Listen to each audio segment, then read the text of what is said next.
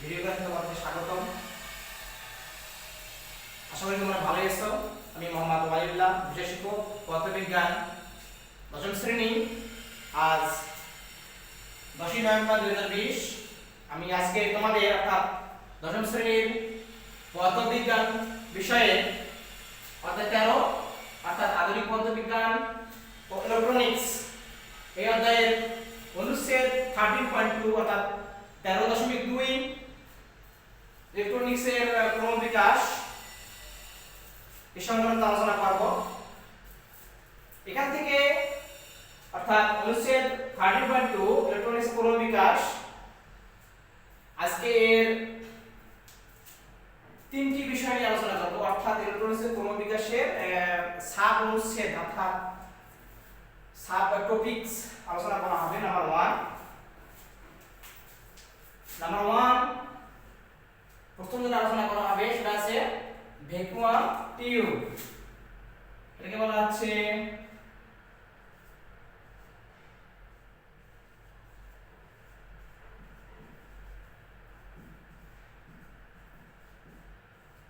Vacuum tube. ওকে,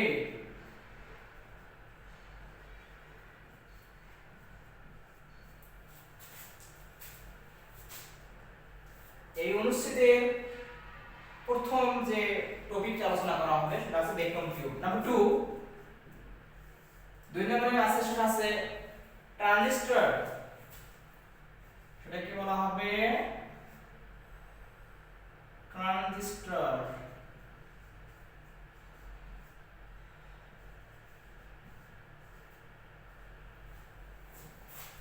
ওকে,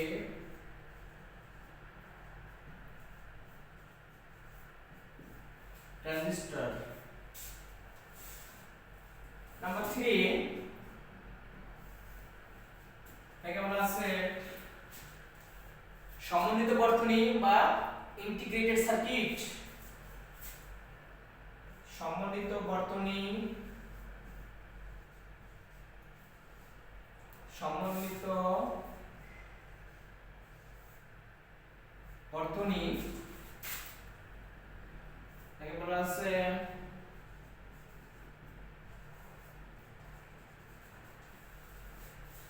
integrated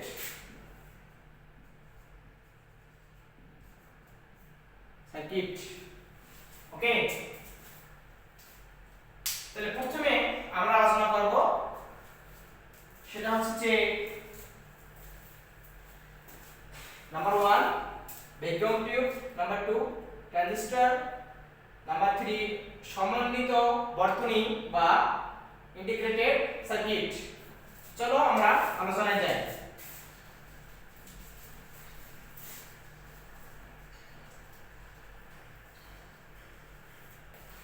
দেখো, আমরা কিন্তু 13তম অধ্যায়ের আধুনিক পদার্থবিজ্ঞান দুটি অংশ এবং ইলেকট্রনিক্স আজকে লেকচার থেকে শুরু হলো যে ইলেকট্রনিক্সের এই অংশটুকু আলোচনা। তার প্রথম অংশ হচ্ছে যে ভ্যাকুয়াম টিউব।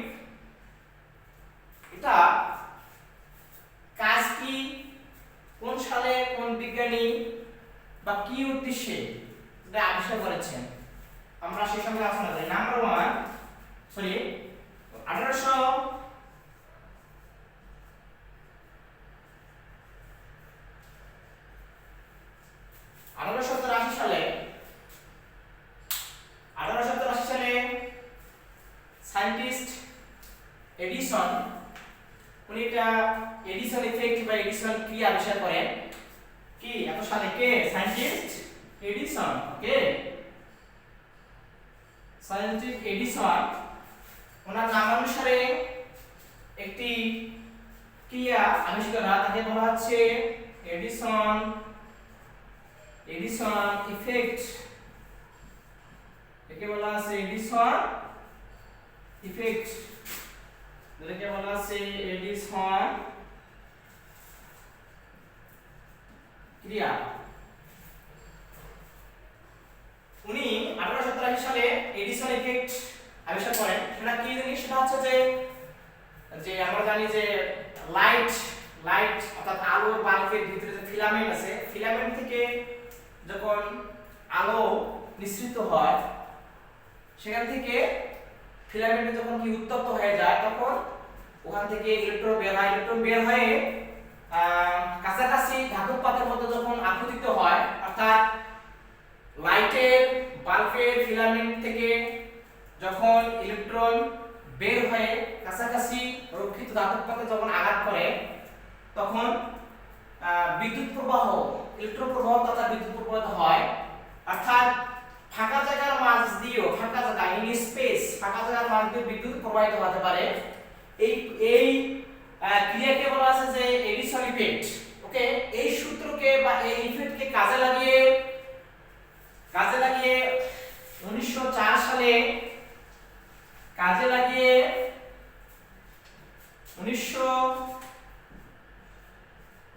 1904 সালে আরেকজন বিজ্ঞানী, ওনার নাম হচ্ছে জন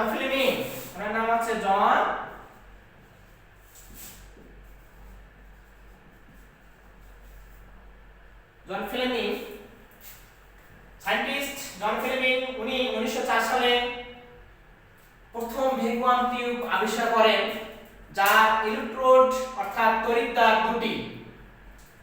তার হচ্ছে জন ফ্লেমিং এর সেই ভ্যাকুয়াম টিউবটি এর কাজ ছিল দুটি। নাম্বার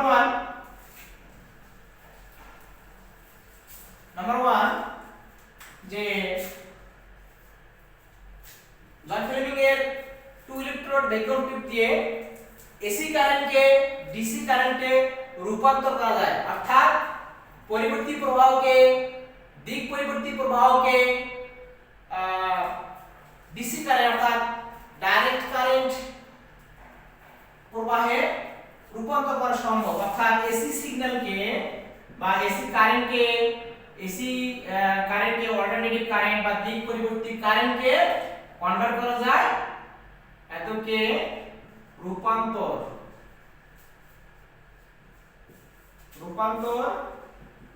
করা যায় ডিসি অর্থাৎ ডাইরেক্ট কারেন্টে। তাহলে আমরা পাইলাম যে জন ফ্লেমিং এর ভ্যাকুয়াম টিউবের মাধ্যমে দুটি আমরা উদ্দেশ্য সফল পেতে পারি। নাম্বার ওয়ান, এসি অর্থাৎ অল্টারনেটিভ কারেন্টকে রূপান্তর করা যায় ডিসি কারেন্টে অর্থাৎ ডাইরেক্ট কারেন্টে। বি নম্বরে দ্বিতীয় হচ্ছে যে আমরা জানি ইলেকট্রোম্যাগনেটিক রেডিও ওয়েভ মার্কনি উনি যে আবিষ্কার করেছিলেন, সেখানে নিয়ন্ত্রণ অর্থাৎ রেডিও ওয়েভকে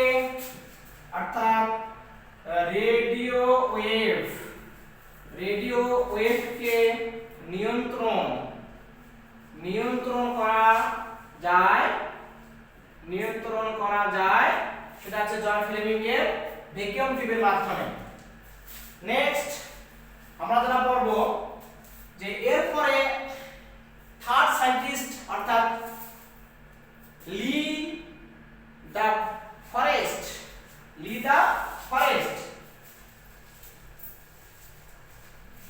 সায়েন্টিস্ট 1906 সালে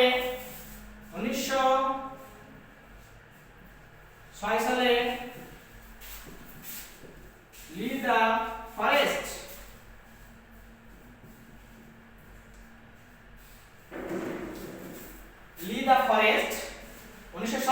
দা ফরেস্ট উনি একটি ইলেকট্রিক্যাল ইনস্ট্রুমেন্ট অর্থাৎ ইলেকট্রনিক্স যন্ত্র আবিষ্কার করেন। সেটার নাম হচ্ছে ট্রায়োড।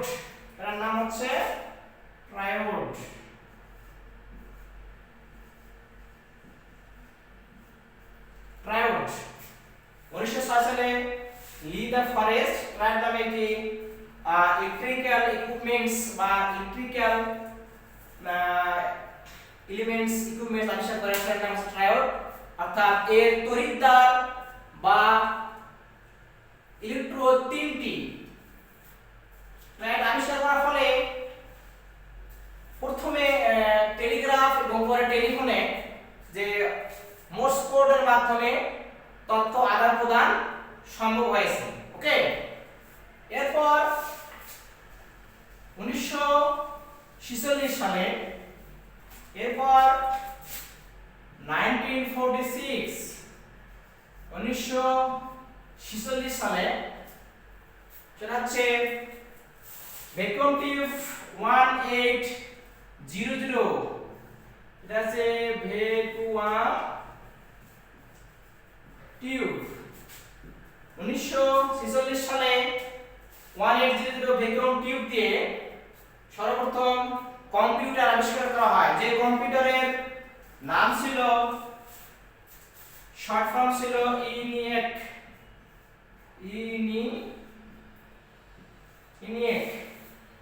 এর ফুল ফর্ম হচ্ছে ইতে, ইনিএকের ফুল ফর্ম হচ্ছে ইলেকট্রনিক নিউমেরিক্যাল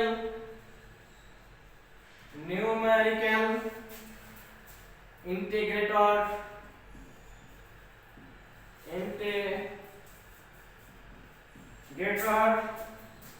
and computer। ওকে, দেখো সর্বপ্রথম 1946 সালে 1800 ভ্যাকুয়াম টিউব দিয়ে ইনিএক নামে একটি কম্পিউটার আবিষ্কার করা সম্ভব হয়েছে। এটা হলো ভ্যাকুয়াম টিউবের আজকে তোমাদের সিলেবাস অনুযায়ী এতটুকু বলা ছিল। এখন আমরা যারা পড়ব সেটা আছে 2 নম্বর যেটা টপিক ছিল, 2 নম্বর টপিকটা ছিল যে ট্রানজিস্টর। তোমাদের বইয়ে ট্রানজিস্টর প্রথমে বলা আছে, একটু হেডিং দেওয়া আছে আর পরে বিস্তারিত বলা আছে। 2 নম্বর যেটা ছিল টপিক সেটা ছিল ট্রানজিস্টর। ওকে, এটা ছিল ট্রানজিস্টর।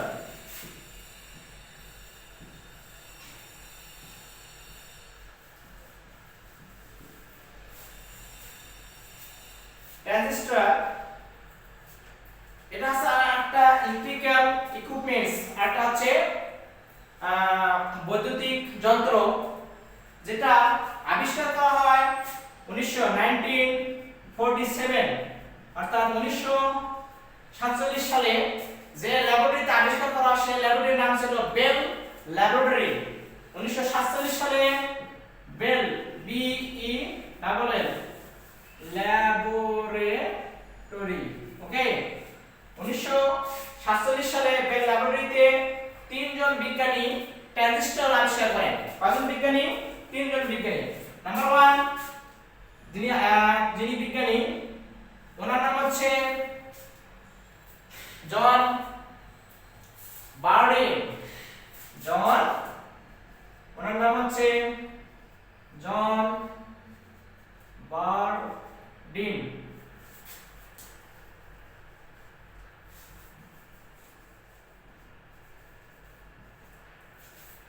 প্রথম বিজ্ঞানী জন বার্ডিন, ইনি যে 1947 সালে যে বেল ল্যাবরেটরিতে ট্রানজিস্টর আবিষ্কার হয় তার মধ্যে প্রথম ইনি একজন।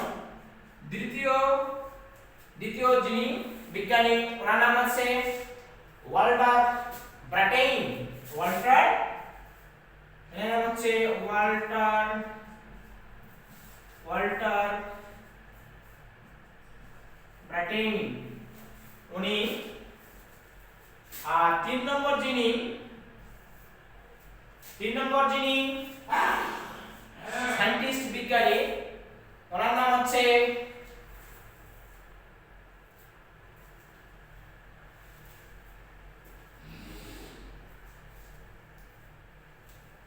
তোমরা বই দেখে নেবে যে 3 নম্বর বিজ্ঞানীর নামটা কি। যে প্রথম আছে জন বার্ডিন, 2 নম্বর আছে ওয়াল্টার ব্রাটেইন, 3 নম্বর আছে উইলিয়াম শকলি। এনার নাম হচ্ছে উইলিয়াম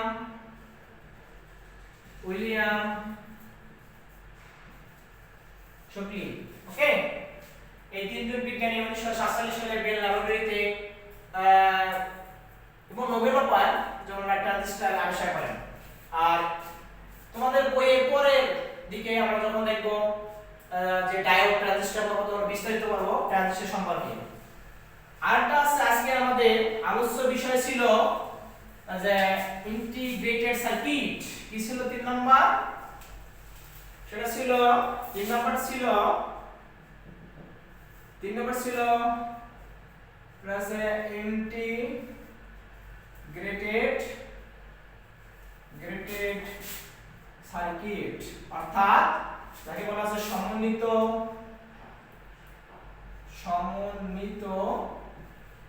বর্তনী। ওকে, যাকে বলা আছে এটা সমন্বিত বর্তনী।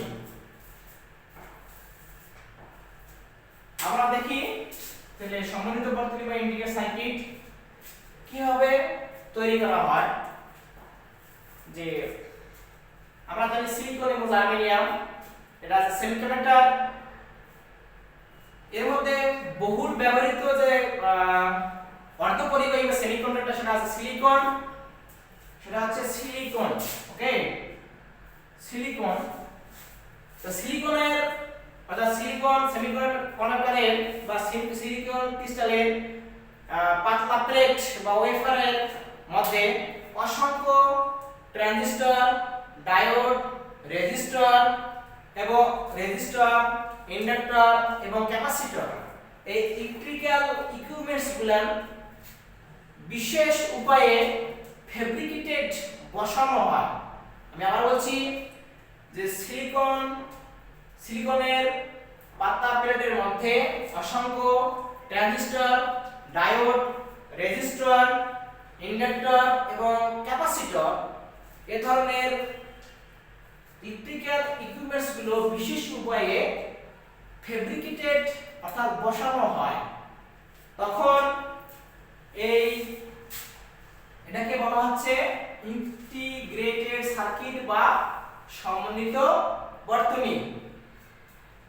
ইন্টিগ্রেটেড সার্কিট তোমাদের বইয়ে দেওয়া আছে দুই প্রকার, আসলে মেইনলি 4 প্রকার। ইন্টিগ্রেটেড সার্কিট তোমাদের বইয়ে দেওয়া আছে দুই প্রকার, তো সেটাই করবে। যেটা বইয়ে দেওয়া আছে যে দুই প্রকার, একটা হলো LSI অর্থাৎ লার্জ স্কেল ইন্টিগ্রেশন। LSI যখন হাজার হাজার এই ধরনের ইলেকট্রিক্যাল ইকুইপমেন্টস অর্থাৎ diode, transistor, resistor, inductor, capacitor যখন এরকম হাজার হাজার ব্যবহার করা হয় কোনো সিলিকন পাতলা প্লেটে বা ওয়েফারে, তখন সেটা বলা হচ্ছে লার্জ স্কেল ইন্টিগ্রেশন। আর যখন বিলিয়ন অর্থাৎ বিলিয়ন সংখ্যক ট্রানজিস্টর, ডায়োড, রেজিস্টর, ইন্ডাক্টর অথবা ক্যাপাসিটর যখন ফেব্রিকেটেড বা বসানো হয় সিলিকন সেমিকন্ডাক্টরের পাতলা প্লেটে অর্থাৎ ওয়েফারে, তখন বলা আছে ভেরি লার্জ স্কেল ইন্টিগ্রেশন। তখন বলা আছে VLSI অর্থাৎ very large scale integration. Integrated circuit আবিষ্কারের পর যে ইলেকট্রনিক্স জগতে আমূল পরিবর্তন আসে। আমাদের বর্তমান যে কম্পিউটার, অ্যান্ড্রয়েড, মাল্টি, তারপর আছে পামটপ, ল্যাপটপ, যে কোনো ভিডিও বা ডিজিটাল ক্যামেরা, এই ধরনের কম্পিউটার নেটওয়ার্ক, ইন্টারনেট, এই সমস্ত সব জায়গায় ইন্টিগ্রেটেড সার্কিট ব্যবহার করা হয়। অর্থাৎ ইন্টিগ্রেটেড সার্কিট আবিষ্কার হওয়ার পর ইলেকট্রনিক্সের জগতে আমূল পরিবর্তন, অবিশ্বাস্য পরিবর্তন চলে আসে। আমরা আজকে এখানে শেষ করব যে 13 নম্বর অধ্যায়ের এরপরে ডেটে বা লেকচারে যেটা আমি নেব সেটা হচ্ছে তোমরা বাসায় দেখবা যে টপিক নিয়ে আলোচনা করবে পরবর্তী লেকচারে, সেটা হচ্ছে যে অ্যানালগ সিগন্যাল এবং ডিজিটাল সিগন্যাল কি, ডায়োড এবং ট্রানজিস্টর। তাহলে ট্রানজিস্টরের বিস্তারিত বর্ণনা, তাহলে কমপক্ষে দুটি বিষয় নিয়ে টপিক নিয়ে আলোচনা করা হবে। একটা হবে সেটা হচ্ছে বলা আছে যে অ্যানালগ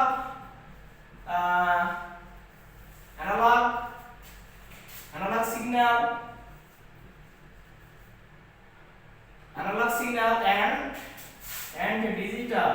and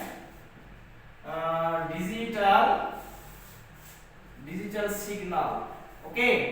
এবং আরেকটা আলোচনা করা হবে, এটা যদি এ হয়, এবং আরেকটা আলোচনা করা হবে যেটা সেটা হচ্ছে যে ডায়োড, সেটাকে বলা হবে ডায়োড, বাংলায় ডায়োডও বলা হয়, D I O D E, diode. আগামী লেকচারে অ্যানালগ সিগন্যাল এবং ডিজিটাল সিগন্যাল এবং ডায়োড এই দুটি টপিকস এর উপর আলোচনা করা হবে।